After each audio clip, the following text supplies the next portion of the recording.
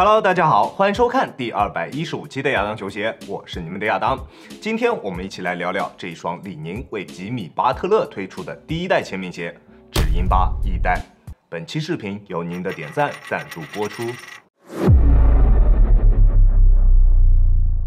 首先，我们先来看一下这一双鞋的外观。在外观方面，你觉得这一双鞋可以打几分呢？我手上的这个配色是这一双鞋的首发配色，铁血配色。就因为这个配色的中底 TPU 采用了电镀的工艺，价格就要贵200。这个电镀工艺的成本真的这么高吗？有懂行的老哥可以跟我科普一下。反正我个人觉得是不值这一个价的。1499的价格比韦德之道10的定价更高，并且这肉眼可见的溢胶，真的是一言难尽。而在细节方面也是比较少的，除了鞋舌、鞋带孔、鞋垫以及鞋蹄4处有着巴特勒的个人 logo 之外，就没有其他球星的个人元素了。不过作为联盟中的硬汉代表人物，细节少也是情有可原的，毕竟硬汉不需要什么花里胡哨的东西。而在实战方面，我们依旧还是从大底开始说起。球鞋的大底采用了全掌的人字纹纹路，而最重要的是它所采用的大底材质跟 UA 的 Flow 非常的相似，它被命名为 HC Lock。蜂窝指滑科技，它在抓地力方面的表现确实非常拔群，跟搭载 Flow 的篮球鞋在抓地力方面的表现可以说得上是旗鼓相当。在干净的木地板上面实战，在做急停、急起或者是变向、侧向蹬地动作的时候，脚底下的每一次移动都不会出现多余的滑动，并且这种采用类似于泡棉的材料作为大底的篮球鞋，对于地面的反潮也有着非常优秀的表现。场地上面如果有一点潮湿，对于它的抓地影响是非常小的，但是如果场地上比较干燥，又有非常多的灰尘，那它的抓地力还是会出现比较明显的下降。当然，虽然会有所下降但是它的抓地表现绝对还是比大多数的搭载传统橡胶大底的篮球鞋要更为出色的。它的抓地表现跟搭载 Flow 的篮球鞋基本上没有什么区别，但是它的耐磨表现比 Flow 更为糟糕。我穿这一双鞋的次数并不多，但是它的大底在发力点位置处的磨损是非常大的，非常明显。虽然 Flow 的耐磨表现也并不理想，但是比这一双鞋要强得多。而且搭载 Flow 的篮球鞋，它的中底以及大底所使用的材料都是相同的，虽然不抗揍，但是耐不住人家血厚啊。整一个中底都可以视作是它的大底，并且即使外底的纹路被磨平了，它的抓地力也并不会出现非常明显的下降。在室内场地上面的抓地表现也绝对还是普通水准之上的。但是这一双鞋，它的大底厚度跟搭载 Flow 的篮球鞋是完全没有办法比的。即使是在室内的木地板上面打球，以1499的价格购入这双篮球鞋，打一次的成本我估计在100左右，一点都不夸张。这么娇贵的篮球鞋真的是并不多见。而在中底方面，使用了跟李宁的808相同的抽拉式中底，跟808 Ultra 相同，依旧是全掌的泵。808 Ultra 身上所具备的优点，它都有，而808 Ultra 没有的，巴特勒1代身上也有。同样的结构，但是在各方面的表现都有所加强，因此这一双鞋也被称为加强版的808。它在缓震方面的表现非常出色，不管是在缓震的力度还是缓震的极限方面都没有问题，在正常的实战过程中完全不会有震脚的感觉出现。即使是单纯用脚后跟着地，震脚的感觉也并不明显，缓震的表现是非常拔群的，并且在场地感方面的表现也同样非常出色。球鞋的整体重心是比较低的，但是它在反应性方面的表现并不是特别的优秀。中底一体式的泵鞋垫在突破的过程中，它的中底还是会出现比较明显的泄力感，但是还算可以接受，并且在踩下去之后，中底的缓震材料会马上产生回弹，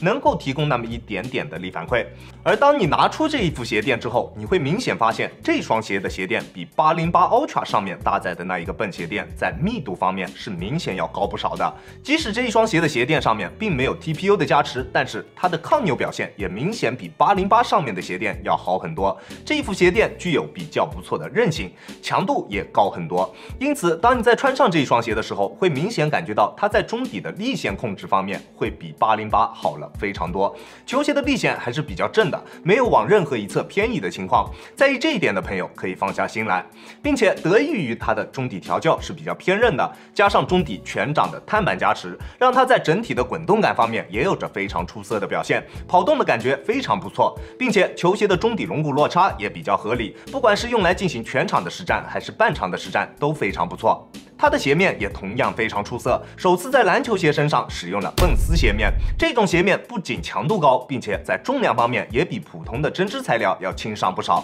球鞋的鞋楦属于正常宽度的鞋楦，建议正常脚型或者是脚型略微偏宽、偏窄的朋友去进行选择。不过球鞋的内部填充有一点点偏少，并且鞋带的整体布置略微有一点靠后。在我穿这一双鞋的时候，在系紧鞋带之后，依旧会感觉到球鞋在前掌的包裹并不是特别优秀，依旧还是会有那么一点点空洞的感觉。但是好在这一双鞋的鞋垫上面，这一个鞋垫是全部有绒布的覆盖的，防滑性能非常不错。虽然对于窄脚的朋友来说，鞋楦是有那么一点点偏宽，但是在做变向动作的时候，脚在鞋内并不会出现位移的情况。而且球鞋的中后段锁定做的也非常不错，在急停急起的时候，基本上不会出现掉跟或者是顶脚趾的情况。在整体的锁定方面表现还是非常不错的，在整体的支撑抗扭方面表现也非常出色，鞋面的强度非常高，并且几乎不具备什么延展性。再加上球鞋的侧面在每一个位置都有着加强处理，在侧向支撑方面的表现非常棒，极强的抓地力对于球鞋的整体侧向支撑是有着比较大的一个考验的。